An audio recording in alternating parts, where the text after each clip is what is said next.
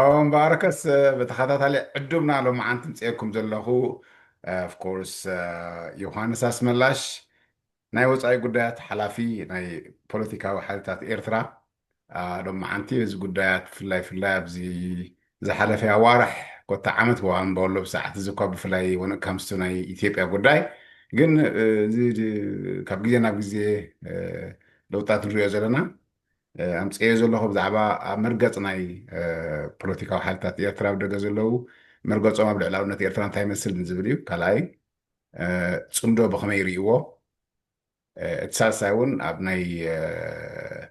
ደንበ ፍትሒ ደንበ ተቃውሞ ብደገ ዘለዋ ብፍላይ ብፍላይ ኣብ ናይ ብርጌ መሓረ መርዩ ምስ ናይ ስርዓት ዓብዪ ናይ ምስራሕ ብዙሕ ነገራት ኣብ ዝሓለፈ 3-4 ወርሒ ክስማዕ ቀኒሎ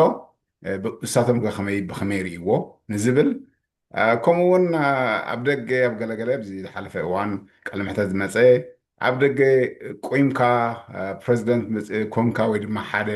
ውድብ ቆይምካ ሃገር ክመርሕ ኢልካ ናይ ምኻድ ወይ ድማ ናይ ምዝራብ ወይ ድማ ናይ ምትግባር ከንታይ ይመስል ብኸመይ ይርእይዎ እሳቶም ንዝብል እዘን 4 ነጥቢ ሒዘሉ መፅእ ኣለኹሞ መርሓባ ዮሃንስ ኣስመላስ ነዚ መደብ ናይ ረድዮ ኤረና ምፅእኻ غنى لي عم كالي هميك أنا ፅቡቅ ወል ሳመር ትፅንቀቕ ኣላ እዛ ሳመር ብዙሕ እኳ ሕጉስ ኣይኮንኩን ግን እንታይ ከይብለና ኢና تسنقق الله وبزح زور وركي قلنا ده ናይ ባሓቂ ንጥቀመላ ኣለና يا ዩዝ نعم ሉዝ يا ዲ نعم እሞ መርሓባ እዚ ትሪኦ يا ዘለካ ምዕባለታት ካብ ዝሓለፈ እዋን ደምፃኹምስ ፕሮባብሊ about 3 ማንስ ገለመታት ኮይኑ ፀኒሕሎ ብተፈለየ ጉዳይ ኣብ ልዕላውነት ዝምልከት ብዙሕ ፀቂጠ ኣየምፃኹም ኣይሓተትኩኹም ነይረ እዚ ዝድረብ ዘሎ ከበሮ ብፍላይ ብፕራይም ሚኒስተር ኣብይ ናይ ምውናን ባሕሪ ኤርትራ ዝተፈላለየ መገድታት ዋላ ብረድዩ እዚ ደይበሃል ስንቂ ትገዝኦ ዘሎ ኮታ ኣብ ሶሻል ሚድያ ግዜ ደጥፎ ዘሎ እቲ ዝበዝሕ ትበልኩ ካብ ሓቂ ይርሓቅኩን ምስ ፈኸሩ እዩ ኸማን እቲ ጋብ ገለገለ ኸማን ንዓይ ከም ምኬል ክሪኦ ከለኹ መራሒ ሃገር ድዩ ዋላ ፕሪች ክገብር ድውዕል ኣብ ክስታይ ኣብዚ ሚድያ ማለት እዩ ብፍላይ ከዓ እቲ ንዕቐት ተወሰኾ ትርኢ እሞ እስኪ በኣኻትኩም ኣብታ ቀዳመይት ሕቶ መለስ ብኸመይኹም ትርእይዎ እዚ ናይ ምውናን ዶ ዘሎ መርገፅኩም ኣበይ اوكي ثانك يو عدتي ልኡላውነት ዝብል ጉዳይ ሓሳእን መጨረሻን ተዛራሪውናሉ ዶ እንተዝብል ፅቡቅ መስለኒ ምክንያቱ ካብቲ ናይ እዋኑ ቀንዲ ኣጀንዳና ስርዓት ናይ ምእላይ ጉዳይ ዘዛናብዓና ዘሎ ኮይኑ ይስማዓኒ ማንም ኤርትራዊ ኣብ ልኡላውነት ህዝብን መሬትን ኤርትራ ዋጋዕ ዳጋ ክገብር ዝደሊ ኣካል ዘሎ ኮይኑ ኣይስማዓኒ ስለዚ ልኡላውነትና ንዘለዓለም ተኸቢሩ ክነብር ኣለዎ ዝብል ፅኑዕ እምነትና እዩ እዚ ሓንሳእን ሓዋሩን ተሰሚሮ ክሓልፍ ዘለዎ ጉዳይ ኮይኑ ይስማዓኒ እዚ በብእዋኑ ጉዳይ ልኡላውነት እንዳልዓልካ ምዝራብ ግን ካብቲ ናይ እዋኑ ወይ መድረኻዊ ኣብ ኢድ ክህሉ ዘለዎ ናይ ሕጂ ዕማምና ስርዓት እዚ ናይ ምእላይ ጉዳይ ከዛናብዓና ዝኽእል ወይ ኣብ ካልእ ኣርእስቲ ከዛናግዓና ዝኽእል ጉዳይ ኮይኑ እዩ ዝስምዓኒ ዳሕራይ ምስኡ ተተሓሒዙ ክረአ ዘሎ ጉዳይ ከዓ እቲ ናይ ደገ ወስታታት ኣብ ጉዳይ ልዕላውነትና ዝመፅእ ዘሎ ጠንቁ እንታይ እዩ እንተኢልና ብኣብ ውሽጢ ኤርትራ ዘሎ መሕደራ እዩ ኣብ ውሽጢ ኤርትራ ዘሎ መሕደራ ወዮቲ ናይ ወፃኢ ጉዳያት እውን እንተኾነ ነፀብራቕ ናይቲ ኣብ ውሽጢ ዘሎ መሕደራ ስለ ዝኾነ ኣብ ውሽጢኻ እንተዘይጥዒኻ ስቂልካ ብሕልሚ ናይ ደገ ፖሊሲታትካ ቁኑዕ ክኸውን ኢልካ ድሕሰብ ኣይኮነን ኩሉ ሸዓቱ መሰረታዊ ጉዳይ ኣብ ውሽጢ እትኽተሎ ፖሊሲ እዩ ፀረ ዲሞክራሲ እንተደኣ ኮይኑ ከምዚ ናይ ሃገርና ከዓ ንናይ ወፃኢ ጉዳያት ፖሊሲታቱ ብከምኡ ደረጃ ፀረ ዲሞክራሲያዊ ክኾኑ ከም ዝኽእልን ምስ ካልኦት እንዳተባእሰ ክነብረሉ ዝኽእል ኩነታት ምዃኑን إذا حلف 30 عامت همسكري سلازي تي تنقو سرعة إساس سرعة هجدف بزفوترو زلو تحتارو زخواني الرأي زمت زلو متنو خالن تزي كوينو سو إلهم بدقين حنا ختانا خلو سلازدالي طرح وينا يكون عينة بهاقي سلازلهم طرح ويكا أسرائيل كازي تاريخاوي صلعتنا بزول عينة طرح كما تزخل صلاعي ناي صلاعي خونتا تالو إلا أي عملني تقول زمت زلو أوشتنا سلام الديمقراطية حدينا نعود نصوار كا ناي وصاي بوليسيتات تزهلونا نيرو بس كلهم قروا بتنا تسانينا تفاعرنا زلزلنا ناتلقحنا ناتواسا ناتمالالعنا كنبرول نخيل كنا تاخذ متفترا نيرو كم يلا كم زي كنا المقنعات ديمقراطية وبحرية ስለዘይ ይብሉ ኤርትራ ዘሎ ስርዓት ጥራሕ ስለዚ እቲ ኣብታ ሕቶኹም መለስ ልኡላውነት ናይ ህዝቢ ኤርትራ ናይ ሃገረ ኤርትራ ብዝምልከት ሓንሳእን ሓባሩን ተኸቢሩ ክነብር ኣለዎ ኣብዚ ጉዳይ እዚ ከዓ ማንም ተቓላስየ ዝብል ሓይሊ ኣብ ዋጋዕ ዕዳጋ ከእትዎ ዝኽእል የለን ዝብል ብዝብል ነገር ኣብኣኽ መለሰካ ቅሬታ እዛ የለን ትብላ ዘለኻ ሲ ኣብ ካብ ታሕቲ ሕቶታት ሕጂ ብጌርና ሓመዱ ኣብ ኣዲስ ኣበባ ኮይዶም ናይ ኦፊስ ናይ ምኽፋት ትሪኦ ኣለኻ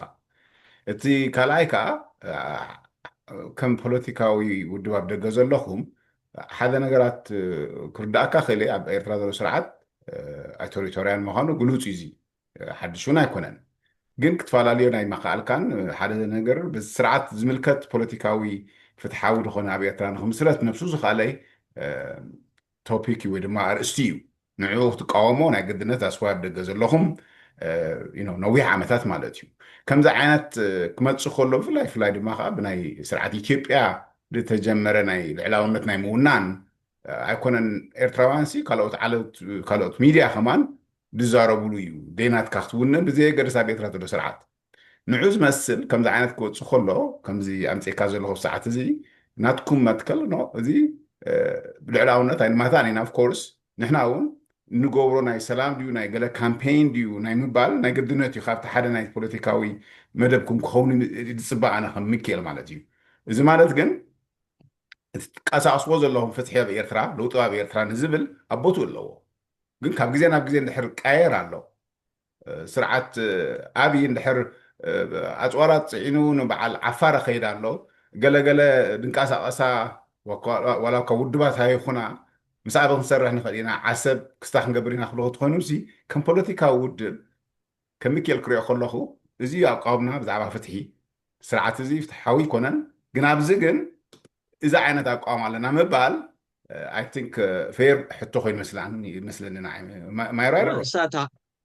تا خليتي شنخ نايت حطوها هندسة أنا تقدمت شنخ ملت سنة كل تخفيل كهذا حتى كان بهال شيء حنتنا هاد وسي كل تخفال زلون جري حيزة سنة أوكي هذا زل حجبوا جنا تي كله صنعكم مدقامو عدلن هذا زي كلا أي بزخونة يكون عقد عمي انت دا بلولاونك نازخون وستاتات انت دا حديون تايمر بسكم نزبل نقاومو اتريرنا نقاومو انصارو خادون دليو تملسي قال زخونه حيلتات كم زتولو زلخا نسمعنا ግን ከዓ بقاليو كم بلا بلو دوس قاليو بولك ሰባት ጥራሕ ዘቃልሕዎ ገሊኡ ናይ ገለ እዋናዊ ተበግሶታት ተባሂሉ ዝቃልሐ ነገራት እዩ ዕላዊ ዝኾነ ኤርትራዊ ደላይ ፍትሒ ደላይ ዲሞክራሲ ደላይ ለውጢ ተባሂሉ ምስ ኣብይ ኣሕመድ ተሳሚዑ ኣብ መሬት ኤርትራ ቆሪስካ ናይ መሃብ ስምምዕ ዝኣተወ ኣይረኣናን ከምኡ እንተደኣ ተባሂሉ ኣዳዕድዒካ ትቃወሞን ትኹኑነን ነገር እዩ ኣንጻሩ ደው ምባል ግቡእን ፍትሓውን እዩ ኮይኑ ዝስምዓኒ ግን ከዓ እንተ ደኣ ኣብ ኤርትራ ለውጢ ከነምፅእ እንደሊና እሞ ንስኹም ብዝተኻእለ መጠን ሓግዙና በቲ ትኽእልዎ እቲ ለውጢ ዝመፀሉ ኩነታት ግን ብኣና ጥራይ ከም ህዝቢ ኤርትራን ከም ተቓለስቲ ኤርትራን ከም ትኩሉ ሻዕ ቅድሚ ሕጂ ነዊሕ ዓመታት ንብሎ ዝነበርናን ዘለና እንተኮይኑ ግን ቅድሚ ሕጂ ንገብሮ ነርና ኢና ሕጂ እውን ክንገብሮ ኢና ዕደግዶ ናይ ጎረባብቲ ሃገራት ናይ ርሑቕ ሃገራት እውን እንተኾነ ሓገዝ ሃቡና ግን ኢድ ኣእታውነት ዝበሃል ነገር ብኣካል መፂኻ መንግስቲ ናይ ምቕያር ብልቓሕ ናይ ጎረባብቲ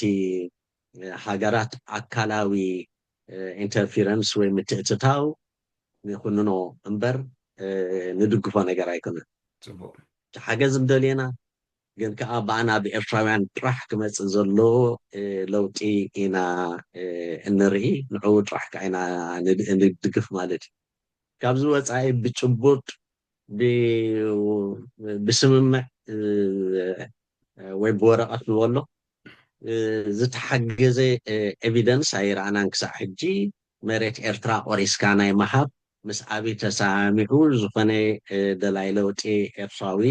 ዝገበሮ ስምምዕ ኣሎ ኢልና ኣይንርአና እንተ ከምዚ ክትብሎ ፀናሕካ ዝተፈላለየ ወረታት ይበሃል እዩ ግን ኣብኡ መሰረት ጌርና እንሕዞ መርገፅ ኣይህሉን ብሓፈሽኡ ግን ዝኽብሎ ዘለኹ ኣስሚርና ኣለኹ ንሓልፍ ዘለና ኮይኑ ስምዐኒ ፅቡቅ መርሓባ ይቀኒየለይ ከምኡ እውን ኣብዚ ትሪኦ ዘለካ እዋን ብፍላይ ፅምዶ ዝምልከት ቅድሚ ሕጂ እውን ተንኪፍናያ ነርና ኢና ሽዑ ግን ብኣብኡ ስለ ዝነበረ ብዙሕ ኣይስፋሕፍሕን ነይሩ ፅምዶ ሕጂ ካብቲ ሓደ ዝዝረበሉ ዘሎ ዋላ ኣብ ውሽጢ ትግራይ ዋላ ኣብ ኢትዮጵያ ፕራይም ሚኒስተር ኣንቢር ይዛረበሉ ዘሎ ምስ ሕወሓትን ስርዓት ኤርትራን ኮይኖም ከም ዝካርሙን እዮም ገለን ዝብል እዚ ካብቲ እዋናዊ ጉዳይ ትሪኦ ዘለካ ማለት እዩ ሕታ ሕቶይታ ትኸውን ዘላ እንታይ ርእይቶኹም ኣብ ፅምዶ ዝምልከት ሕወሓት ወይ ከዓ ትግራይ ብፍላይ እቲ ሕጂ ግዝያዊ ዘሎ ኣብ ትግራይ ዝመርሕ ዘሎ ምስ ስርዓት ኤርትራ እዚ ናይ ህዝቢ ንህዝቢ ናይ ምርኽኻብ ትሪኦ ኣለካ ካብ መዓልቲ ናብ መዓልቲ ይረአ ኣሎ ናበይ ኸ ኸይድ እንታይ ከመርገፅኩም ኣብኡ ሕጂ እቲ ፅምዶ ዝብል ኣምር ከም ኣምር ፅላእ ኣይኮነን ተፃሚድካ እንታይ ትገብር እዩ ትዘረባ ተፃሚድካ ንእኩይ ዝኾነ ነገር ተውዕሎ ተፃሚድካ ንሰናይ ዝኾነ ነገር እውን ተውዕሎ ኢኻ እዚ ኣብ ተመክሮ ናይ ቃልሲ ህዝቢ ኤርትራን ናይ ቃልሲ ህዝቢ ኢትዮጵያን ዝተረኣየ ጉዳይ ኣለዉ ኩላትና ንፈልጦ ነገር ህዝባዊ ግንባርን ወይ ህዝባዊ ወያነ ሓርነት ትግራይን ተፃሚዶም እዮም ንጀብሃ ጥፊኦም እኩይ ፅምዶ እዩ ዝነዓይ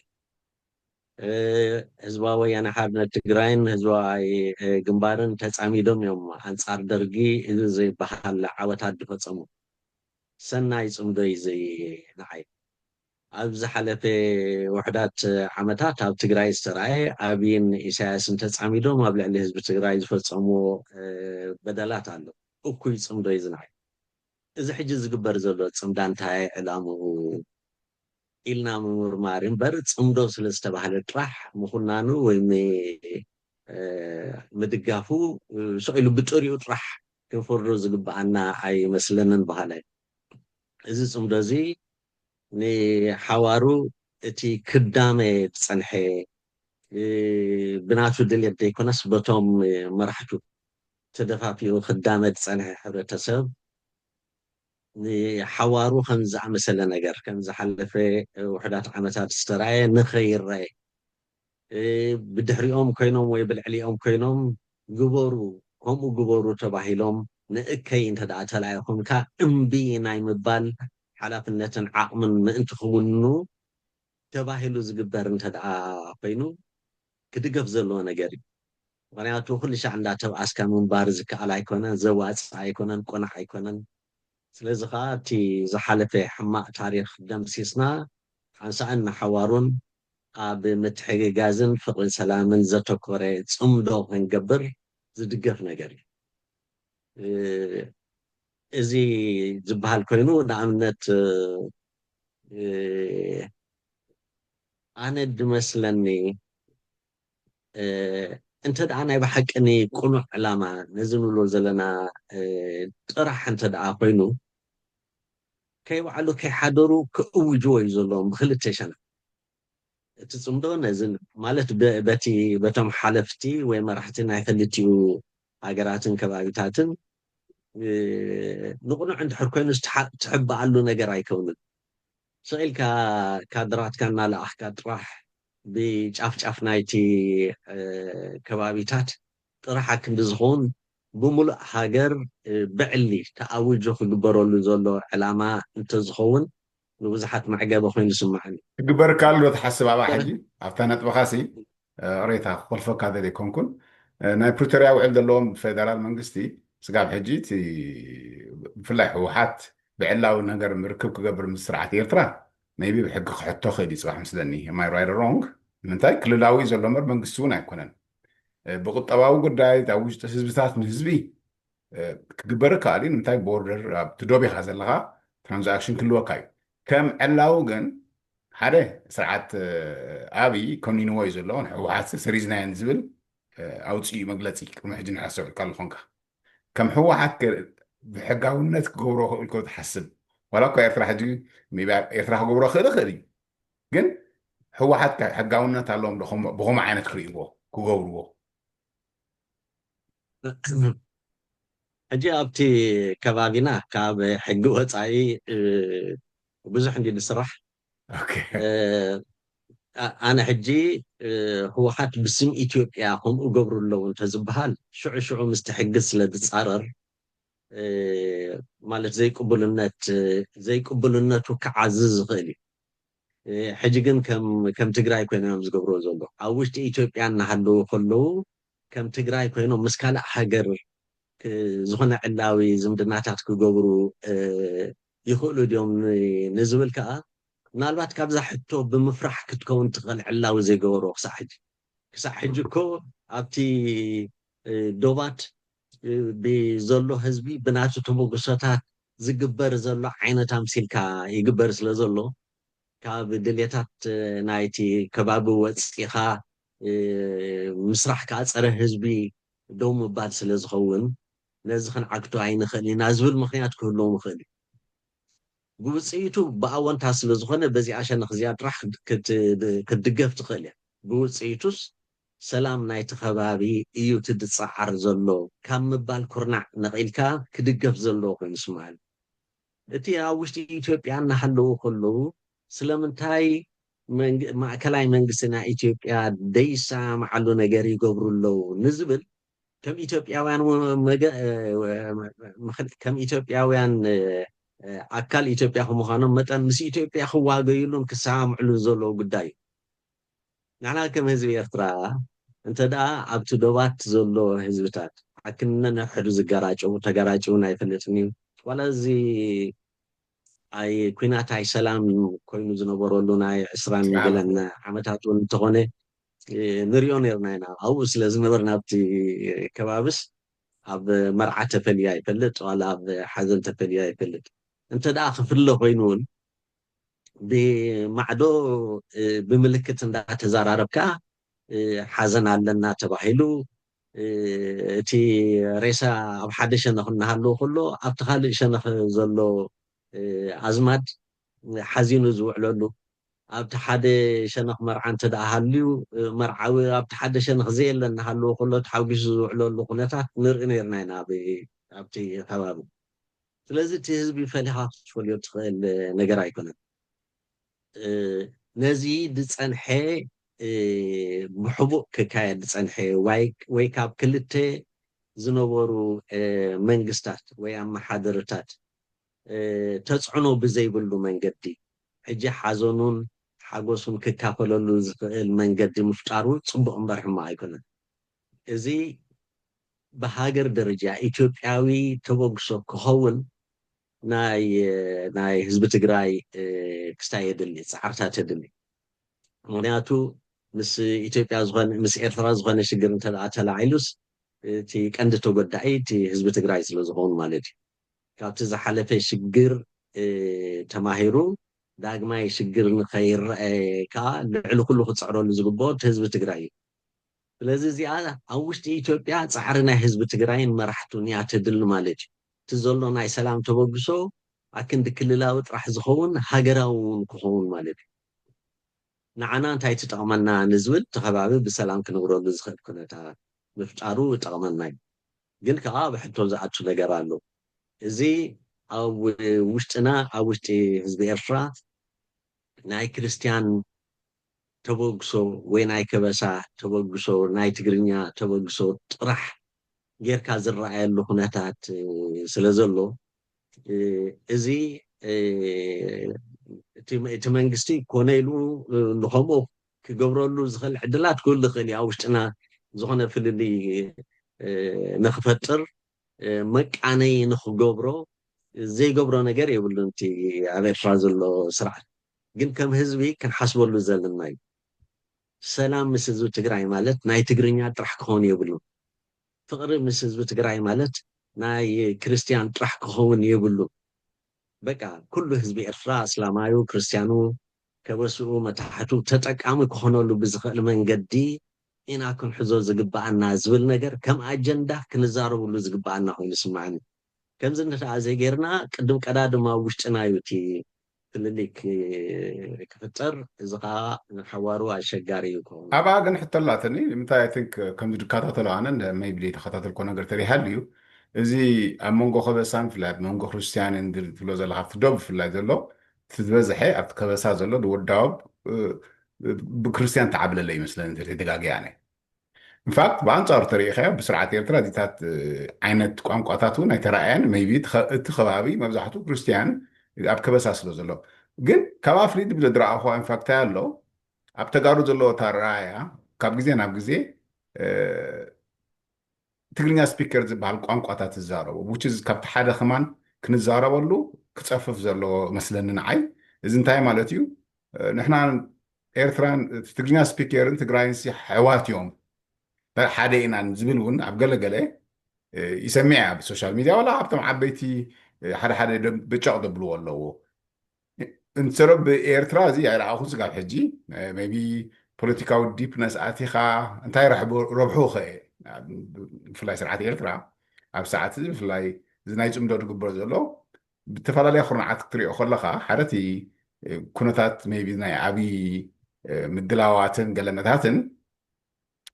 ንኤርትራ ከም ሓንቲ ሃገር ኣስጋ ክኸውን ክእል እዩ ነቲ ስርዓት ብፍላይ ከዓ ኤርትራ ንባዕሉ ልዕላውነት ብፍላይ ድሕር ሓደ ስርዓት ልዕላውነት ክደፍረ ኢሉ ካብ ዓሰብ ብዘይገድስ ምሕዳራናቱ ሓደ እቲ ንሪኦ ንና ፎርሙላ ማለት እዩ ሓደ ናይ ስርዓት ኣብይ ንስልጣን ክፀንሕ ተዘልዩ ውጊድ ውልዕ እዚ ተረኣዩ ኣብ ኩሉ ኣፍሪቃ ሃገራት መብዛሕተን ምልካውያን ሃገራት ካብቲ ሓደ ዝሰርሓሉ ካርድ ማለት እዩ ዝጥቀማሉ ሜና ፖለቲካዊ ምልዓል ምግባር ሞ ወይ ውግእ ምጅማር ሞ ናይ ምንዋሕ ዕድመ ኣብ ስልጣን ኣሎ ብናይ ኣብይ ጉዳይ ተሪኢኸ ኣብ ሰዓት እዚ ካብቲ ሓደ ብኢትዮጵያውያን ዝወፅእ ዘሎ ዘረባታት ንዓሰብ ጥራሕ ኣይኮነ ንናቱ ፖለቲካዊ ረብሓታት ረብሓ ኢትዮጵያ ከም ዘይኮነ ብዙሓት ፖለቲሻን ናይ ኢትዮጵያውያን ዝገልፅዎ እዮም ግን ኣብኡ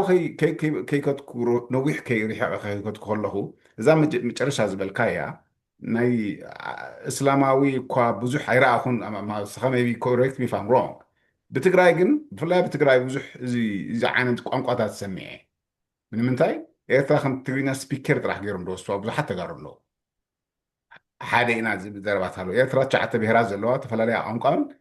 ንኩሉ ድሓቆፈት እያ በጣማምታ ግን ዛ ናይ መጨረሻ ዝበልካ እያ ከምኡ ዓይነት ስኻ ስሚዕታት ትርኢ ዶ ካብ ተጋሩ ኣብ ገለገለ መግለፂ ክህቡ ከለዉ ሓደ ኢና ማለተይሲ መብዛሕትኡ ኣፍሪቃ በዓል ኡጋንዳ ኬንያ ኩሉ ተሪኢኻዮ ይዛመድ እዩ እቲ ኮሎኒዝም ግን ፈላልይዎ ኢኹም ሃገር ተረዲኻኒ ኣባና ናይ ኢትዮጵያ ብፍላይ ኣባና ትግራይ ክመፁ ከሎ ግን ሚስ ኣንደርስታንዲንግ ጌጋ ርድኢታት ኣሎ ትግርኛ ስለ ንዛረብ ወይ ትግርኛ ስለ ዳወብ ዘለዉ ዝበዝሐ ከምዚ ዓይነት ስምዒት ኣሎ ብኸመይ ትሪኦ እሱ ሕጂ እቲ ትግርኛ ዝዛረብ ኣብ ኤርትራ ዘሎ ትግርኛ ዝዛረብ ኣብ ትግራይ ዘሎ ኣሕዋት ኢና እንተበለ ፅቡቅ እንኳ ኣሕዋት ኩኑ ኣሕዋት ኢና እሞ ኣንጻርቶም ካልኦት ንተስእ እንተኢሉ ጥራሕ ሓጢኣት ድኸውን እዚኣ ጥራሕ ኢና ክንጥንቀቐላ ዝግባአና ኩናማ ኣብ ኤርትራ ዘሎን ኩናማ ኣብ ትግራይ ዘሎን ኣሕዋት ኢና እንተበለ እንታይ ሽግር መፀና ፅቡቅ ኢልና ከነራጉዶ ጥራሕ እዩ ዝግባአና ዓፋር ኣብ ኤርትራ ዘሎን ዓፋር ኣብ ትግራይ ዘሎን ኣሕዋት ኢና እንተበለ እዋ ሓቅኹም እዋ ኣሕዋታ ፀቢእኩም ኣሕዋት ኢልና ከነራጉደሎም እዩ ዝግባአና እታ ክንጥንቀቐላ ዝግባአና ንሕና ኣሕዋት ኣንጻርቶም ካልኦት ክንትስእ ኣለና እንተኢሎም ጥራሕ ገበን ትኸውን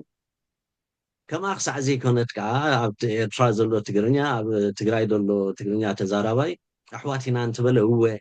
ወሕዋት እዚ ኮነ እንትኸሰክፈና ዝግብኦ ዝመስልን ዝኾነ ሕውነት ንኻልእ ዕላማ እንትጥቀመሉ ኮንካ ትነብሩ ዝኸውን ካብዚ ከዓይናት ክንጥንቀቐሉ ዝግባአና ኮይኑ ስማዓኒ ስለዚ ንሓዋር እውን እንተኾነ ንኣብነት እዞም ኣብ ደወዶብ ኣብዚ ናብትን ተመዓቂሎም ዘለዉ ብድልየትና ደይኮነስ በቶም ሰራሕትና ናይ ወፃኢ ኣካላት ብመግዛእቲ ዝተፈጥረት ወይ ዝተሰርሐት ኣፍሪቃ ኣብዚ ናብትን ተቋራሪፅና ከም ዘለና ፍሉጥ እዩ እዚኢታት እንተደኣ ኣብ ፅቡቅ እንተደኣ ውዒልናዮስ ንሓዋሩ ኣብ መንጎ ዝተፈላለያ ዝዳወባ ሃገራት ኩናት ንኸይመፅእ እውን ዝሕግዝ እዩ ግን ከዓ ኣብ ውሽጢ ሃገራትና ዘለው ፀረ ዲሞክራሲን ፀረ ሰላምን ዝኾኑ ምሕደራታት እዮም ነቲ ጉዳይ ክንድና ኣወንታ ዝጥቀምሉ ብኣሉታ እንዳተጠቕምሉ ትግርኛ ናይ ኤርትራ ምስ ናይ ትግርኛ ናይ ትግራይ እናተባእሰ ነብር ኣብ ዝተፈላለያ ካልኦት ሃገራት ዘሎ ብዶብ ጥራሕ ዝተሓፅረ ግን ከዓ ርሑቅ ከይከድካ ቅድሚ ናይ ኤውሮጳ ቆራሪፅካ ግዛእ ናይ ሰማንያታት እንትኻትብሎም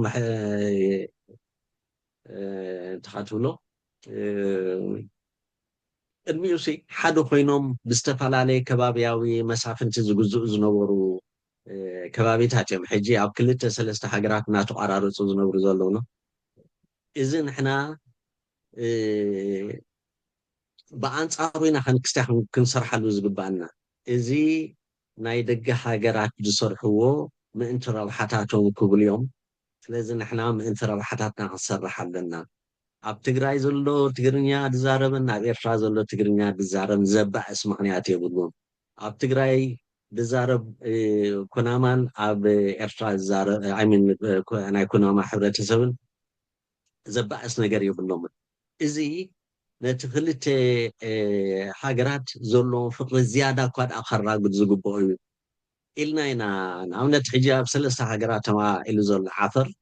ንኮላይ ጅቡትን ኢትዮጵያን ሓዊስካ ማለት እዩ ንሰለስተ ሃገራት ደጊም ኣብ መንጎና ዝኾነ ኩናት ክህሉ ይብሉን ኣብ ዝብል ነገር እምኒ ኩርናዕ ኮይኑ ከገልግለና ዝኽእል ረቑሒ ኮይኑ ይድስማዓኒ በዚ ተሓሕዛዝ እንተደኣ ሒዝናዮ ወይ ከዓ ህዝብና ንሕና ሓንቲ ክንገብራ ንኽእል እዚ ሕጂ ንህቦ ዘለና ርእቶታት ዝያዳ ክቃላሕን ህዝቢ ከዓ ናቱ ገይርዎስ ብከምኡ ክዋሳእን እንተጌርና ጥራሓታ ሓንቲ ዓቕምና እምበር እቶም ገበረትና ሓደግትን እቶም ንእክድ ድመርሕዎ ዘለዎ ንህዝብና ኣብ ውሽጢ ሃገራትና ዘለዎ መራሕቲ እዮም ስለዚ ካብኡ ወፂና ንሕና እቲ ዘለና ዝምድናታት ንሰላምን ብልፅግናን ጥራሕ ንጥቀመሉ ዘለና ዝርእቶ እዩ ዘለና ፅቡቅ ኣለካ እንዲኻ ዝትገልፆ ፀናሓ ግን ኣነ እንታይ ዝሰውዕለሉ መሲልካ የስ ፖለቲሽንስ እቶም ኣብ ፖለቲካ ዘለዉ ብፍላይ ኣብ ኢትዮጵያ ድማ ኣብ ኤርትራ ዘለዉ ኣብ ገለገለ ተፈላለዩ ዓይነት ቋንቋታት እንዳተጠቀሙት ሕብረተሰብ እቲ ጉዳያት ክመቆካ ከሎ ኣሕዋትና ኢኻ ትብሎም ክፀልኦም ከለካ እዚኦም ካብ ፀላእትና ኢኻ ትብሎም ዝብል ነብሱ ዝከኣለ ካብቲ ኣብኡ ጥራሕ ከይኮና ማንም ኣብ ፖለቲካ ናይ ዓለም ተሪኢኻዮ ኣብ ዘለና በዓል ኣሜሪካ ما جمريو موست ديمقراطيك تولو عادي أبغى قال بس conservative نورثن ساوثن دفالاري لما قاعدين تريخا مسار إحنا باور ناي مسرح من مساحة صعب بالنسبة لي أبانا قلنا كنت حادث سكاف خون دريو أبانا ونالو كابتن نحن تقدم بتعامتي نحن تقرينيا حدينا مستقرو يس بقى أنقر رخبكا بحر رخبكا أنت فلاري حاجري خا إرتراي تقرأي كأكل تقرأي أنقر رخبكا خدي بحتت كرخبكا خدي أبي إرتران أب تقرأي أنت راح يكون عندنا رخبكا أمولا أفريقيا عملنا الناس دلو دوب الرخبي بو أنقان ببحلن أبانا قلت يا خوان نايل علامات نايم دفار كي تعرف خيد بتجارب تريم كل حاجة اليوم نحنا كو حدينا زم سمين زلنا نتخال مبزحته بهيراتنا إثرا خونينهم كم زعينت منتاليتي تري أبي حبرت أبانا خي تعرفوا تم دم بتقاومة طولهم كمان نحنا تجينا كو أنا جازي أنا تجينا سبيكر إن نحنا كو حدينا زبل جوجي تحط خون الرأي أنا إذا خبوا لك أول تحط الرأي بتاريخ ديلي حرف قنقاس تزارب حرف كما هذا يكون انجليزين امريكان حرف قنقا يزاربوا تفلالي حاجات يوم حج زيتات بتعاملونا سكافيو حدا يفتلعوا لنا في إطراز الله قال خوانا خبتهم دنبه تقاوموا قال خاب تقاروا إرتران تግራይ እንኳ ሓደ ወላ ቀደም እውን ከም ስለ ዝነበርና ኢና ዝብል I don't know ካብ ብስለት ተላዕለ ድዩ ብኸመይ ስኻ ትብሎ እዚ ብጣዕሚ ንፋክት ነፍሱ ዝኻለ ርእሲ እዩ ኣብ ካልእ ኣውቃት እውን ኣይተለኹ ነይረ ግን ብጣዕሚ ኣገዳሲ ኮይኑ ስለ ዝረኣኾ እዛ ንእሽተይ ስለ ተንከፍካ እያ ሕጂ እቶም ካልኦት እንታይ ይብሉ ቆፂርና እውን ንውዶ ኣይኮነን ዝተፈላለየ ኣካላት ዝተፈላለየ ነገር ክብሉ ስለ ዝኽእሉ ንሕና እንታይ ንብል ነተኩር ሕጂ ንሕና እንታይ ንብል በቃ ንሕና ሓደ ዓይነት ቋንቋ ንዛረብ ኣብ ክልተ ወይ ኣብ ሰለስተ ሃገራት ተማኢልና ዘለና ሕብረተሰብ ኣለና ኣብዚ ቀርኒ ኣፍሪቃ ፈቲና ፀሊና እቶም እንመሓደረሎም ሕግታትና ናይ ውሽጢ ናይ ሃገርና ሕግታት እዮም ዝኾኑ ይሕመቑ ይፀበቑ ስለዚ ምስ ኣብ ንኣብነት ኤርትራ ዝኾነ ክፋል ናይ ሕብረተሰብ ናይ ኤርትራዊ ሕብረተሰብ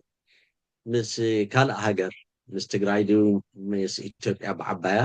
ክህልዎ ዝኽእል ስምምዓት ብናይ ክልቲኡ ሃገራት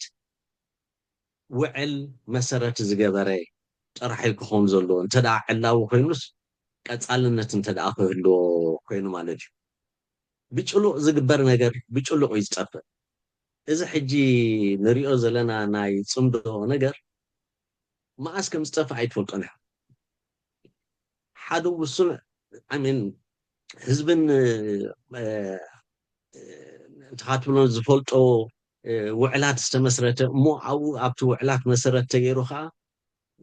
ዕላዊ ዝኾነ ወፍሪ ዝግበረሉ ነገር ክሳዕ ዘይረኣና ብየን መፂኡ ዘይተፈልጠ ኮይኑ ብየን መፂኡ ብዘይፍለጠሉ ምክንያት እውን ዝጠፍእ ክኸውን ዝኽእል ስለዚ ዝኢታት እንተደኣ ናይ ብሓቂ ንቁኑዕ ዕላማ ዝተበገሰ እንተደኣ ኮይኑ ተስፋ ንገብር ንቁኑዕ ዕላማ ዝተበገሰ ክኸውን ግን ከዓ ዕላውነት ክለብስ ኣለዎ ምእንቲ ኣብኡ መሰረት ዝገበረ ቀዳማይ መድረኽ ካልኣይ መድረኽ ሳልሳይ መድረኽ እናተባሃለ ተፈልዩሉስ ንኩሉ ክፃመደሉ ዝኽእል ነገራት ክንዲ ብውርሱናት ሰባት ጥራሕ ዝኸውን ኩሉ ማለት ባህታ ተሰሚዕዎ ክወፍረሉ ዝኽእል ጉዳይ ክኸውን እዩ ዘለዎ እምበር ኣብ ካልእ መዳይ ክነጥፉ ዝፀንሑ ኣካላት ንቅድሚት ኣምፂኻ ነዚ ከቢድ ናይ ህዝቢ ጉዳይ ንክመርሑ ንቅድሚት ክመፁ ምግባር እሞ ብኦም ክምራሕ ምግባር እዚ ዘላቕነት ዘሎ ኮይኑ ኣይስማዓንን እዩ እንተ ናይ ህዝቢ ተበግሶ ግን ሕጂ ኮነን ፅምዶ ተጀሚሩ የድብል ብርእተይ እዚ ክብለካ ፀንሖ ልዕሊ 20 ዓመታት ዘን ክልተ ሃገራት ብኩናት ብጥይት እናተዳለያ ከለዋ እውን እቲ ህዝቢ ሲ ካብ መርዓ ካብ ሓዘን ካብ ሕድሕዱ ተፈላለዩ ይፈልጥ እዩ ኣብ መወዳእታ ኣብኣ ዘላ ትንሕቶ ብፖለቲካዊ ዓይነት ክትሪኦ ከለካ እዚ ናይ ብፍላይ ኣብ ሕወሓት ዘሎ ናይ ኣብ ነንሕዶም ምፍልላይ ከም ትሪኦም ዘለካ ሕጂ ሕወሓት ናይ ቀደም ሕወሓት ኣይኮነ ተመቃቂሎም ኣለው እቲ ስኽፍታታት ውግእ ወይ ድማ ስርዓት ኢትዮጵያ ኣብ ሕወሓት ክገብሮ ድኽእል ስጉምቲ ንምዕቃብ ከምኡውን ስርዓት ኣብይ ኣብ ኤርትራ ዝገብሮ ስጉምቲ ብሚሊታሪ ማለት እዩ ብሓይሊ ንዕኡ ንምክልኻል ኢልካ ኸ ትሪኦ ትኽእል ዶ በቲ ካልእ ጎኑ እዚኣ ቅድሚ ሕጂ ተፋጢተ ዝመለስኳ ነገር ንዓያ ክድግም ኣነ እንታይ ኮይኑ ዝስማዓኒ ኢሳያስ ብሓደ ሸነኽ ኣብይ ከዓ በቲ ካልእ ሸነኽ ንትግራይን ንህዝቢ ትግራይን ንመሪሕነት ህዝቢ ትግራይን መን ከሰበ ዝብል ጉያ ሓዲኦም እንተደኣ ተዓዊትሉ ዝያዳ ሓይሊ ተሰሚዕዎ ነቲ ሓደ ክገብጠሉ ዝኽእል ዕድላት ወይ ተበግሶታት ክወስድ ይኽእል እዩ ዝብል ግምት እዩ ፀኒሕኒ ክሳዕ ሕጂ ናይ ክሳዕ ሕጂ ግምተይ እውን ንሱ እዩ ኣነ ብርእተይ ህዝቢ ትግራይ ምስ መሪሕነቱ ሰጢሙ ምስ ኣብይ ኣሕመድን መንግስቱን ኮይኑ ፀኒሑ እንተዝነብርን ክሳብ ሕጂ እንተዝህሉን ኣብ ልዕሊ ኤርትራ ወይ መንግስቲ ኤርትራ ወይ ህዝቢ ኤርትራ ክውሰድ ዝኽእል ኩናት ብዓንቶሙ ተጀመረ ኮይኑ ስማዕኒ ግን ከዓ እዚ ኣብ ማእከል ውዒል ሓዲሩ ናብ መን ኮን ይውግን ክኸውን ዝብል ሕቶ ገና ዘይተፈትሐ ዘሎ ስለ ደሸገረ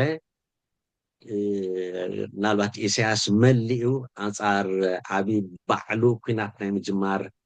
ተኽእሎታት ካብ ዝዓቀበሉ ኩነታት ሓደ ኮይኑ ስማዓኒ ብኣንጻሩ እውን ኣብይ ኣሕመድ ማለት እዩ ስለዚ ኣነ ክልቲኡ ንኸይከውን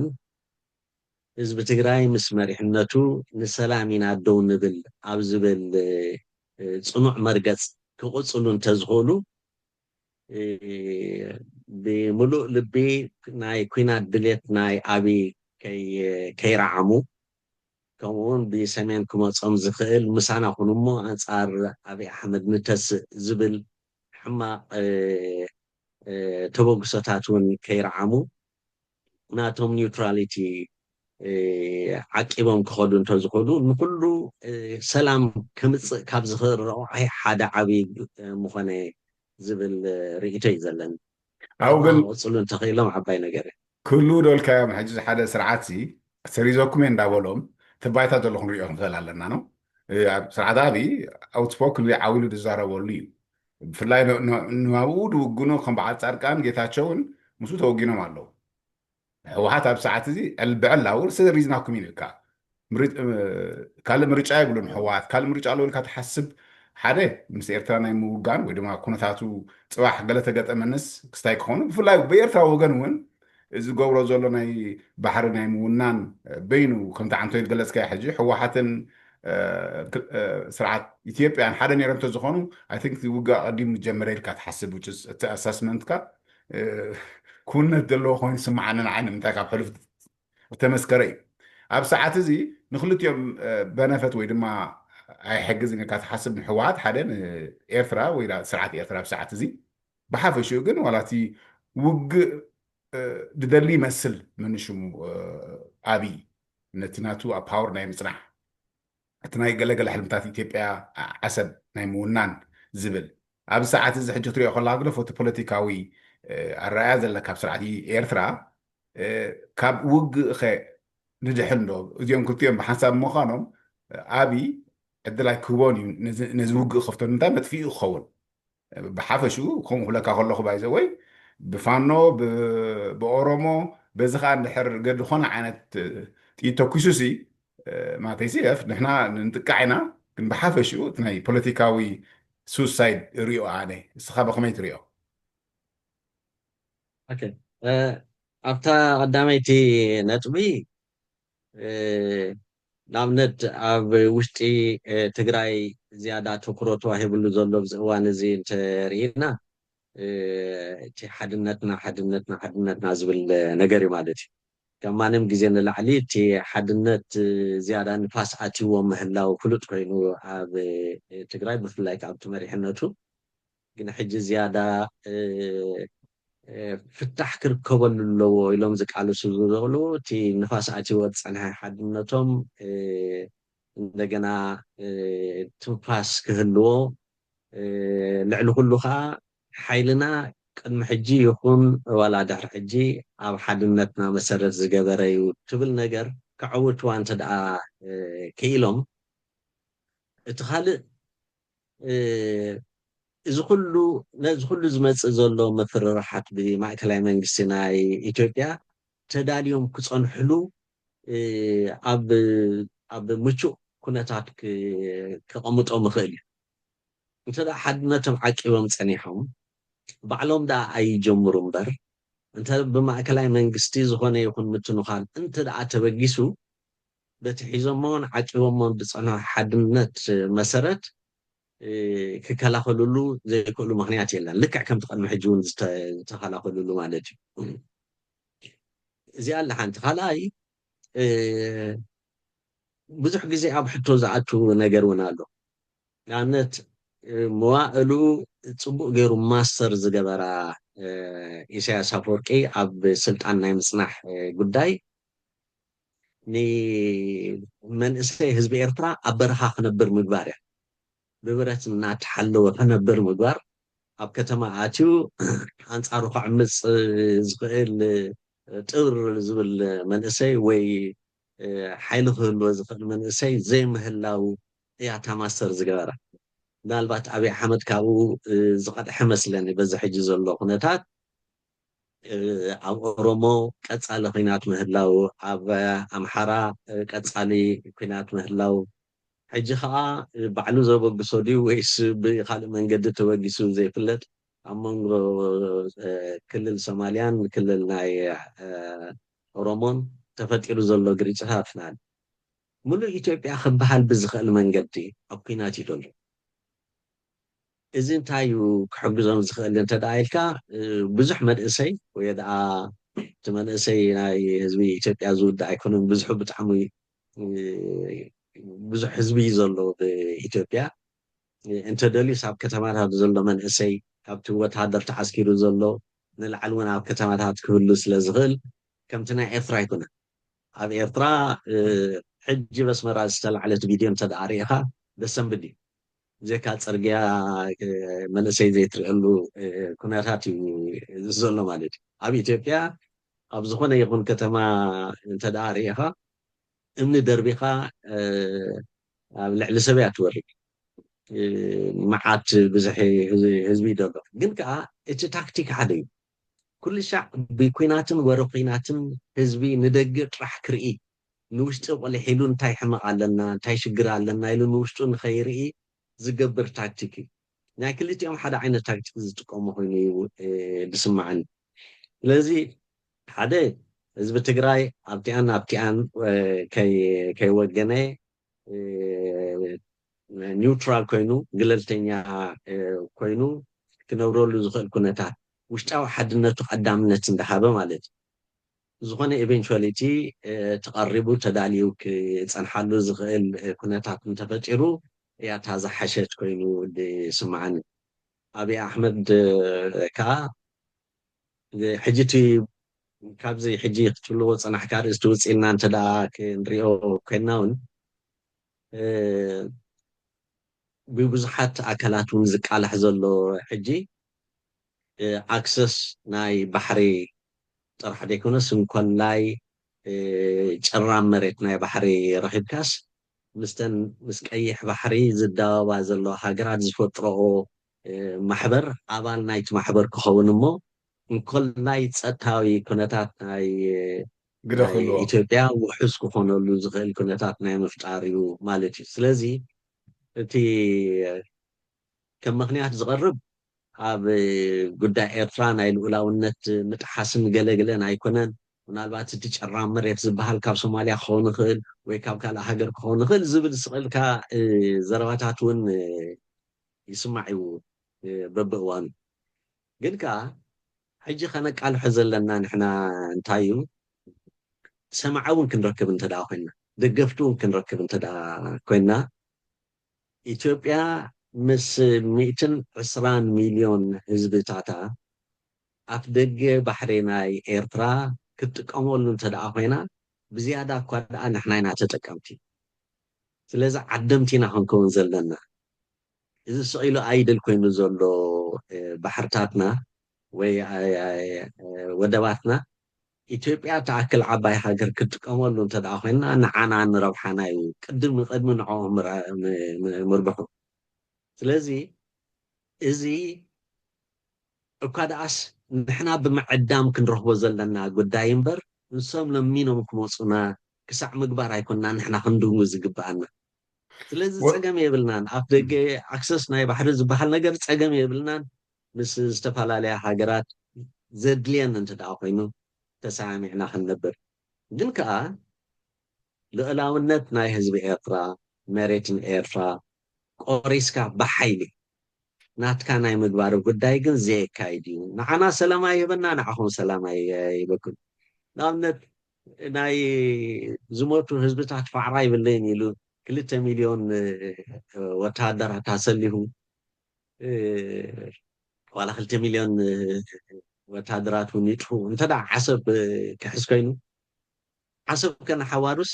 ብሰላም ኣትያ ብሰላም ክትወፅእ ትኽእል መርከብ ክትርከብ ትኽእል ድያ ሓደ ሰብ ኮይ ዝኣኽለክ ሓደ ሰብ ኮይ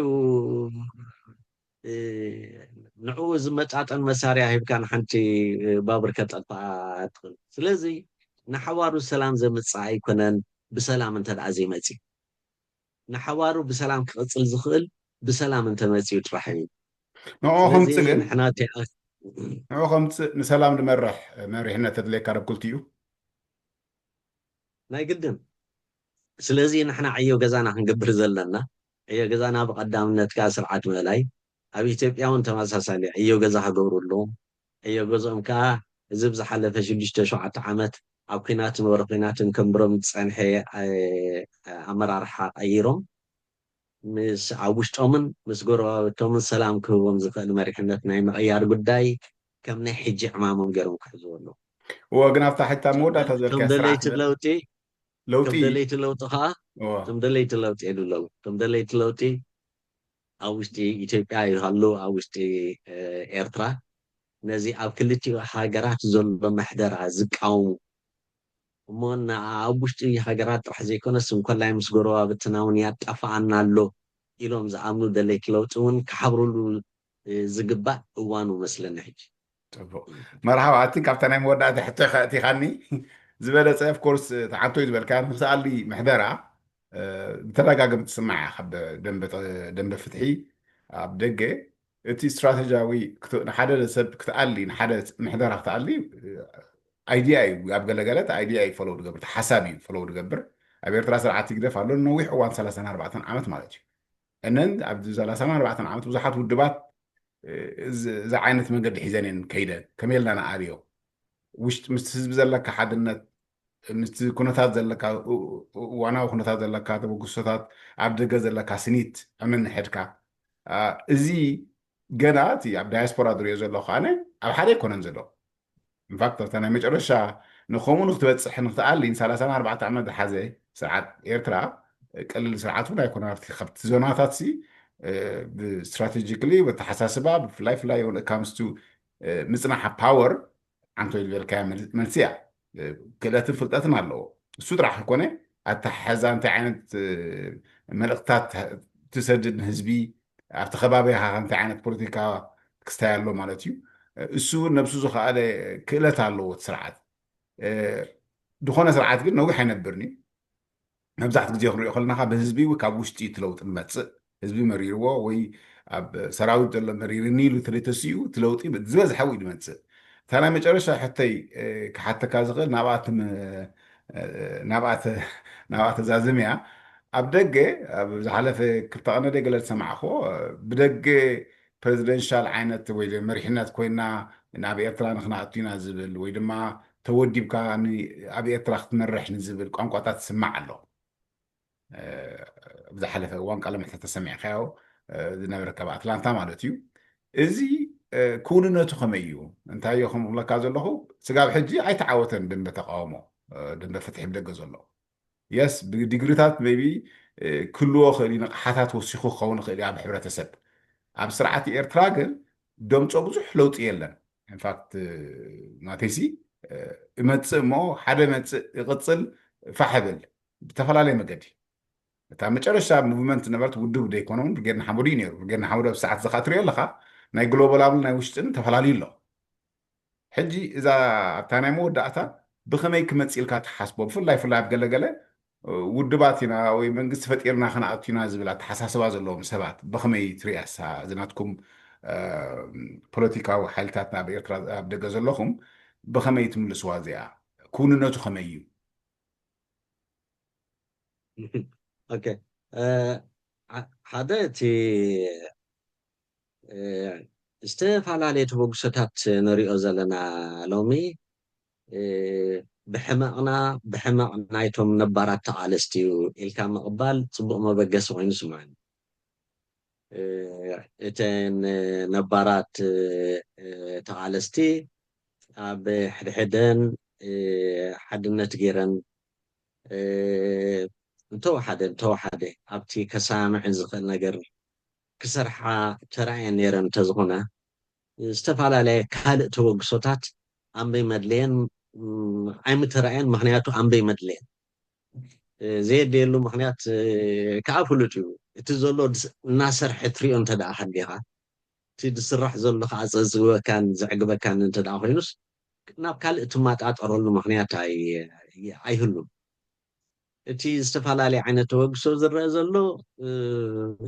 በቃ እተን ነባራት ተቃልስቲ ውድባት ህዝቢ ንህዝቢ ከርዊ ዝኽእልን ነቲ ኣቲናዮ ዘለና መድረክ ዝበቅዕን ኣመራርሓ ክህባ ስለ ዘይከኣላ ጥራይ እዚ እሞ ሓንሳእ ከምኡ ኮይነን ንዘለኣለም ድን ከምኡ ክኾና ዝኽእላ ብከምኡ ክፍረዳ ዝኽእላ እንተደኣ ተባሂሉ የለን ብደቂ ሰባት ዝተሰርሓ እንተን ውድባት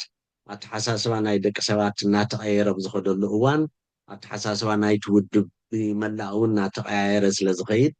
ትማሊ ብቕኒ ትማሊ ዘየፍሪ ዝነበረ ውድብ ፅባሕ እንድሕሪ ፅባሕ ናፍራይ ኮይኑ ክረኣየሉ ዝኽእል ኩነታት ክህሉ ይኽእል እዩ ኢልካ ክድምደም ይከኣል እዩ ንኣብነት ሕጂ ርኡያት ዓበይቲ ጥርናፈታት ኣለዋና ኣብዚ ደንበ ተቃውሞ ሰለስተ ዓበይቲ ጥርናፈታት ኣብ ውሽጠን ብዙሓት ፖለቲካውን ሲቪካውን ማሕበራት ዘለወን ኣለዋ እዚአን ከም መርኣያ ኮይነን ወይ ክመርኣያ ኮይነን ኣብ ሕድሕደን ሰጢመን ክቃለሳ እንተዝረኣያ ካልእ ተበግሶታት እውን ኣንበይ መድልየን ነይሩ ምክንያቱ ካብኡ ንላዕሊ ዝኾነ ተበግሶ ሓድሽ ጌርካስ ካብዚ ሰለስተ ዓበይቲ ጥርናፈታት ዝሪኦ ዘሎ ስራሓት ንላዕሊ ከተርኢ ስለ ዘይከኣል እቲ ሓድሽቲ ተበግሶታት ብኡቢሉ ከይተበገሰ እውን ምተረፈ ነይሩ ኣብቲ ዝረአ ዘሎ ነገር ርዒምካ ንዕኡ ናይ ምድጋፍ ዝምባሌታት ጥራሕ ምተራእየ ብርግፅ ንህለ ልዕሊ 2 ዓመት ኮይኑሎ እዘን ሰለስተ ፅላላት ማለት ኤርትራዊ ሃገራዊ ባይቶን ዲሞክራሲያዊ ለውጢ ኤልደረ ኤርትራዊ ልፍንቲን ዲሞክራሲያዊ ለውጢ ከምኡውን ፖለቲካዊ ሓይልታት ኤርትራ እዚ ሰለስተ ዓበይቲ ፅላላት ተዋሓደ ኣብቲ ናይ ዲፕሎማስያዊ መዳይ ሓቢረን ዝሰርሓ ኣሎ ልዕሊ 2 ዓመት ኮይኑ ማለት እዩ ንኩሉ ዓለም ለኻዊ ትካላት ብሓደ ርእይቶ ይቐርባ ኣለዋ ዝተፈላለየ ፅልዋ ክፈጥራ ዝኽእላ ሃገራት ዝተባህላ ናይ ኤውሮጳ ይኹና ካልእ ሃገራት እውን ብከምኡ ብማዕረ ብሓደ ቃል ይቐርባ ኣለዋ ማለት እዩ እዚ ዝነኣድ እዩ ግን ኣብኡ ጥራሕ ደው ክብል የብሉን እዚ ከም ኣወንታዊ ተበግሶ ጌርካ ወሲድካስ ካብቲ ክሳብ ሕጂ ክስራሕ ዝፀንሐ ነገር ንላዕሊ ክንሰርሕ ኣለና ኢና ንብል ዘለና ክንዕወተሉ ተስፋ ንገብር እንተቲ ከመይ ጌርካ ለውጢ ክመፅእ ዝከኣል ዝብል ነገር ቅድሚ ሕጂ ብዙሕ ነገር ተበጊሱ ዘየዕውት ምዃኑ ተፈሊጡ ዝተገድፈ ነገር ብዙሕ እዩ ንኣብነት ሕጂ እቲ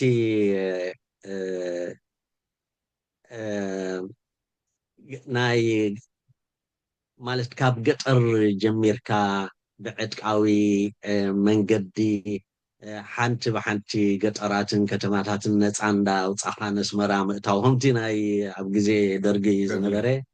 ብናፅነት ዝተዛዘመ ብከምኡ የዋፅሎ ዝብል ነገር ብከምኡ ዝተበገሰ ተበግሶታት ነይሩ ግን ከዓ ድሓር ብተመክሮ በብእዋኑ እናማዕበሉ ብዝመፀ ርእይቶን መፅናዕትን ህዝቢ ኤርትራ ብማሕበራዊ ይኹን ብቁጠባዊ ሽነሃቱ ዋላ ብስነ ኣእምሮ ደረጃ ነዚ ድሉ ዝኾነ ሕብረተሰብ የብልናን ስለዚ ብከምዚ ከዋፅእ ዝኽእል ኣይኮነን እንተተበገስካ እውን ከምቲ ናይ ቀደም ኣውዕሉና ኣሕድሩና እናበልካ ምግብና ወዮ ምግቢ ሃቡና እናበለ ዝነብር ዘሎ ህዝብስ ምግቢ ድራር ሃቡና ምስ ሓቡና እናበልካ ከውዕለካ ከሕድረካ ዝኽእል ህዝቢ ትረክብ ይኻሎም ንባዕሉ ኣበይ ናይ ኩነታት ከም ዘሎ ስለንፈልጥ ማለት እንታይ ደኣ እዩ ክግበር ዝኽእል እንተደኣ ኢልካ ብኣ ውሽጥን ኣብ ደገን ክህሉ ዝኽእል ውደባታት ታሰማሚዕካን ኣተኣሳሲርካን ጥራሕ እዩ ተዓወት ለውጢ ክረጋገፅ ክመፅእ ዝኽእል ዝብል ምክንያቱ እቲ ኣብ ውሽጢ ዘሎ ወይ ደኣ ተዓፊኑ እምበር ቀሲኑ ዝነብር ሕብረተሰብ የብልናን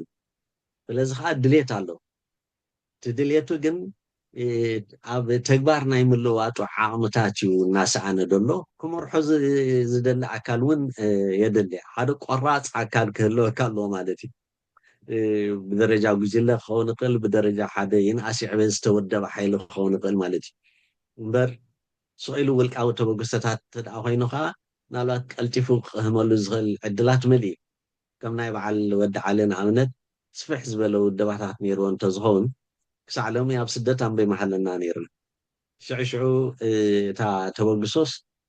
ብሓደ ዱልዱል ውደባ ኣብ ዓወት በፅሐት ነይራ ድሕሪ ሕጂ ክግበር ዘሎ ተበግሶታት እውን ኣብ ውሽጢ ብሓደ ዱልዱል ውደባ ምስ ደገ ሕቆ ኮይኑ ክትኣሳስሮን ክሕግዞን ብዝኽእል መንገዲ ክትኣሳሰር እንትደኣ ክኢሉ ኣብ ደገ ዝፍጠር ፕረሲደንት ኣይመድለየን ኣብ ደገ ዝፍጠር ኮሎኔል እውን ኣይመድለየን ነይሩ ወላ ሕጂ ኣብታ ናይ መወዳእታ ዝበልካያ ከምኡ ዓይነት ስምዒታት ዘለው ሰባት ኣለው ኣብ ደንበ ተቃውሞ ኩንነቱ እንታይ እዩ ሰብሲ መኒኻ ኣብ ደገ ተወዲብካ ፕረዚደንት ኮንካ ግልልካ ዝብል ክህልወካ እዩ እንታይ ውሽጢ ኤርትራ ዘሎ ኣብ ሰራዊት ወላ ሕብረተሰባዊ ውሽጢ ኤርትራ ዘሎ ኣብ ደገ ስመን ሪፕረዘንት ኮንካ ኢኻ ከም ትገብር ዘለካ ናተዚ ክትሕግዝ ትኽእል ኢኻ ኩንነቱ ከመይ እታ መጨረሻ ዝበልካያ ኣፒታይት ኣለዎ ሮትሰብ ኣብ ደገሲ ኣነ ፕረዚደንት ብደገ መፅእ ክትብሎ ከለካ ትኩንነቱ ኣብኡ ክሓተካ ደለ ተመወዳእታ ዝበልካያ ሕጂ ንምንታይ ፕረሲደንት ተባሂሉ ዝብል ነገር እውን ብዙሕ ግምታት ከተቐምጥ ትኽእል እንዳ ኣነ ኣቦ ወንበር ናይ ውድብ እየ ዝብል በዚሑ ብዙሕ ክዕወትካ ኣይተፈልጠን ድኾን ቅያር ክኸውን እሞ ሰብ ስዕመኒ ይኸውን ዝዓይነቱ ኩነታት ዘበገሶ ክኸውን ይኽእል እምበር ንባዕሉ እቲ ፕረሲደንት እየ ዝብል እውን ኣብ ውሽጢ ሃገር ኣትዩ ፕረሲደንት ክኸውን ከም ዘይክእል ዝፈልጥ መስለኒ ክሳዕ ክንዱ ዓዋን ኣይመስለንን ኣነ እቲ ከምኡ ዝብል ዘሎ ኣካል ማለት እንታይ ብል ከም ዘሎ ዝፈልጥ ሰብ እዩ ኣብ ውሽጢ ዓዲ ኣትዩ እውን ሽዑ ፕረሲደንት ተባሂሉ ብደገ ነፍሱ ስለ ዝሰመ ኣብ ውሽጢ ዓዲ እውን ፕረሲደንት ይኸዌ ኢሉ ከፅድቀሉ ዝኽእል ህዝቢ ኣሎ ኢሉ ስለ ዝኣምን ኣይኮነን ኣብቲ ዳሕራዋይ ርእቶታቱ እንድሕር ርኢኻ እውን ውዕሊ ሓዲሩ እቲ ወሳኒ እቲ ህዝቢ እዩ እቲ ወሳንነት ናይ ህዝቢ ንኣምን እየ ገለ ዝብል ፅቡቕ ደገፍ እናገበረላ ከይዳ ኣሎ ነታ ፕረሲደንትነት ማለት እዩ ስለዚ እንታይ ይገብር ከም ዘሎ ዝፈልጥ ሰብ እዩ ከምኡ ዓይነት ንምባለ ግን ከዓ በዚሕና እንዲናቶም ኣቦ ወንበራት ናይ ውድባት ንብል ኣብታ መወዳእታ ዝበልካ ትንክቲ ዩኒቲ እቲ ሓደነት ዝበልካየ እቲ ዝበዝሐ ኣብ ውሕድ ተጠርኒፍካ ኣብ ሓደ ዕላማ እንተኮንካ እቲ ኣድማዕነት ሉ ክትብል ፀኒሕካ ኢኻ ኖ እቲ ብዝሒ ውድባት ምህላው ሕጂ ኣለዋ ደንብ ሙቭመንት ከም በዓል ይኣክል ብጌርና ሓመሉ እዚ ግን ነፍሱ ዝካለ ዕላማ ዘለዎ ንፁር ፖለቲካዊ ንቕሓትን ብስለትን ነድልየካ እዩ ከምዚ ኣይ ቲንክ እቲ ተስፋ ናይ ህዝቢ ሲ ሓደ ሓድነት ክህልዎ ኣሎ ደገልካ ተሓስብ ቅድሚ ኩሉ ኩናት ኣብ ሓደ ተጠሪፉ ንክኸይድ እታ ናይ መጨረሻ ድገመኒ እቲ ኣቴንደ ዘደይሲ እቲ ብዝሒ ናይ ገሊፅካያ ካብ ብዙሕ ናይ ውድባት ኣድማዒ ከም ዘይምዃኑ ኣመስኪሩ ኣሎ 34 ዓመት ማለት እዩ ሕጂ እውን ኣብ መወዳእታ ዝበልካዮ ፕረዚደንት ገለ ምባል ከምኡ ምባል ኣብቲ ንፁር ተወዲቡ ዘሎ 2-3 ውድባት ኣብኡ ኣትዩ ንፁር ዝኾነ ዕላማ ሃልይዎ ምንቅስቃስ ይሓይሽ ኢልካ ዶ ትሓስብ እቲ ሓድነት ኣብ መንጎኹም ብርግፅ ብርግፅ ሕጂ ካብዚ ነዊሕ ዓመታት ሓንቲ ኩሉ ተዘይበልኩ መብዛሕትኡ ንለውጢ ቃለሳ ኣለኹ ዝብል ኣካል ዝተማህረላ ነገር እንተልያ በይነይ ክዓውቶ ዝኽእል ነገር የለን ኢልካ ኣብ ዕግበት ምብፃሕ ኣብዚኣ ዕግበት እዚኣ ዘይበፅሐ ስዑ ኢሉ ኣብ ሕልሚ ይነብር ዶ ስለዚ ኣነ እቶም ዝኾነ በይንና ከምዚ ንገብር ኢና ኢልካ ናይ መድረኻዊ ፍሆኽታ ክፈጥር ዝኽእል ዓይነት ከምዚ ሓደ ሓደ ግዜ ለቢቶ ንብሎ ሓደ ሓደ ግዜ ዋላ ከምዚ ኤፈርቨሰንት ፊዚዝ ምሽ ኣለካ ከኒና ማይ ምስ ገበርካሉ ፍኾኽ ገለ ዝብል ግን ቀልጢፉኻ በጥብል ከምኡ ዓይነት ጭርሖታት እንዳምፃኻ ንግዚኡ ፍኾኽ ትብል ዳሕራይ በትብል ከምኡ ይኮነን ዘድልየና ኦኬ ዘገም ኢሉ ዝኸይድ ግን ከዓ ንሓዋራ ዓወት ከብፅሐና ዝኽእል ርግእ ኢልና እንተሓሰብናን ዝሓለፈ ናይ ነዊሕ ዓመት ድኽመታትና ንኸይንደግሞ እንተፀዓርናን ፅቡቅ መስለኒ መርሓባ የቐኒየለይ ዮሃንስ ኣስመላሽ ናይ ወፃኢ ጉዳያት ናይ ፖለቲካዊ ሓይልታት ናይ ኤርትራ ብደገ ዳያስፖራ ክስምዑ ፀኒሖም ነዚ ዕድሜያ ክብልካ ምፅኣኻ ብጣዕሚ እየ ደምስክነካ